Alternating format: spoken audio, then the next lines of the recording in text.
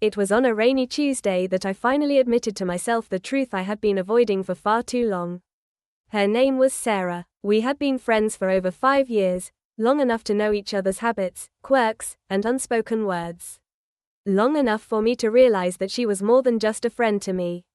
I knew it the moment I first met her, back in university, when she laughed at one of my silly jokes.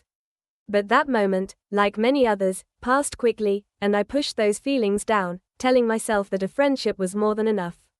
After all, what did I have to offer someone like Sarah? She was everything I admired in a person: intelligent, independent, and fiercely kind. She had this quiet confidence about her, the kind that drew people in without her even trying. People gravitated toward her, and I couldn't blame them. There was something about her smile, the way she listened, the way she cared for everyone around her. It was magnetic. We met during the first year of university. Our first conversation had been about a book we had both read for a class, and from there, it just clicked.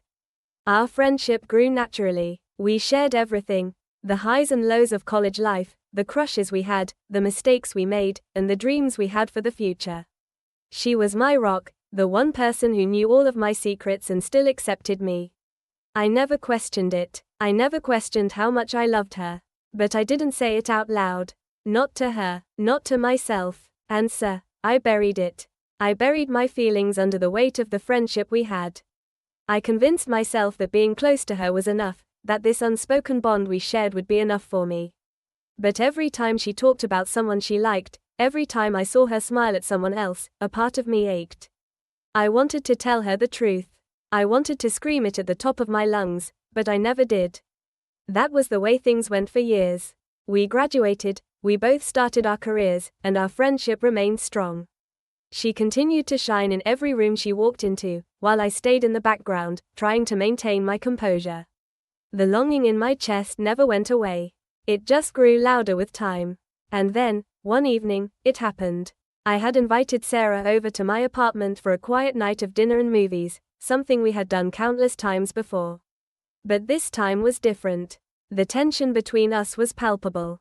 I didn't know why. Maybe it was the quiet, unspoken understanding that we were both at a crossroads in our lives. Maybe it was the way she looked at me sometimes, her eyes lingering just a little too long.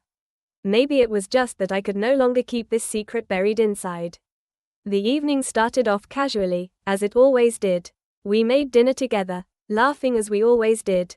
But when we sat down to eat, something in the air had shifted. I could feel it, and I think she could, too. It was subtle, just the way she kept looking at me, the way she'd pause in her sentences, like she was trying to find the right words. Finally, after the movie ended, we sat on the couch, the familiar comfort of our friendship wrapping around us. But it wasn't the same anymore. There was something different between us, and I couldn't pretend it wasn't there.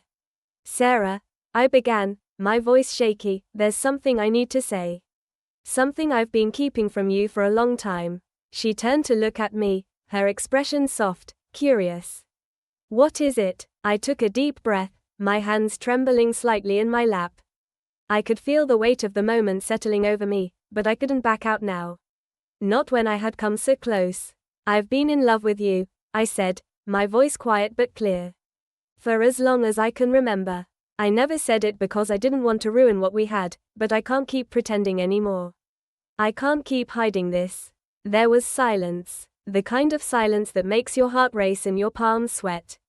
I looked at her, and for the first time, I saw something in her eyes I hadn't seen before: surprise, confusion, and maybe something else, something soft, that I couldn't name. "Why didn't you say anything?" she finally asked, her voice gentle. "I don't know," I admitted, my voice thick with emotion. I was scared. I was scared that it would ruin everything. That if I told you, it would change things. And I didn't want to lose you. Sarah sat back, her eyes still fixed on me, her expression unreadable. "You didn't have to hide it," she said softly. "You've always been so important to me, you know that, right?" My heart beat faster as I waited for her to continue. "I didn't want to make things awkward," I said quickly. "But now, after all this time, I just couldn't hold it in anymore. I care about you so much, Sarah, and I had to say it." She looked down at her hands for a moment, her fingers tracing the rim of her coffee cup. You're my best friend, you know that? You've been there for me through everything, and I've always appreciated that. But I don't know how to answer you. I don't know if I feel the same way. I never thought about you like that. I felt my heart drop in that moment, but I didn't want to show it.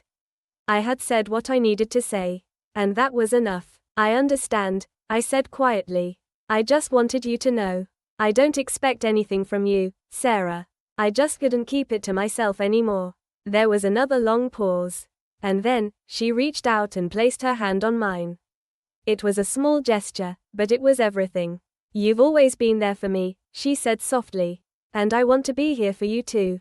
I can't promise anything right now, but I don't want to lose what we have. We've been through so much together, and you're important to me. You always have been, I nodded, fighting the lump in my throat. I don't want to lose you either, Sarah. I just needed to say it. We sat there for what felt like an eternity, the weight of my confession lingering between us. But in that silence, something shifted. I couldn't say exactly what it was. Maybe it was her touch, or the way she looked at me then, like she was seeing me for the first time, but I felt something in me release. It was like I had let go of a burden I had carried for far too long. That night, we didn't have all the answers. We didn't talk about what would happen next or how things would change. We simply sat together, the quiet comfort of each other's presence filling the space between us. And in that moment, I realized that love, real love, doesn't always come with the clarity we expect. It doesn't always have a neat, predictable ending. Sometimes, it's just about being honest with yourself and with the people you care about. I didn't know where Sarah and I would go from here, but I knew one thing for sure. I had finally said what needed to be said. And that, in itself, was enough.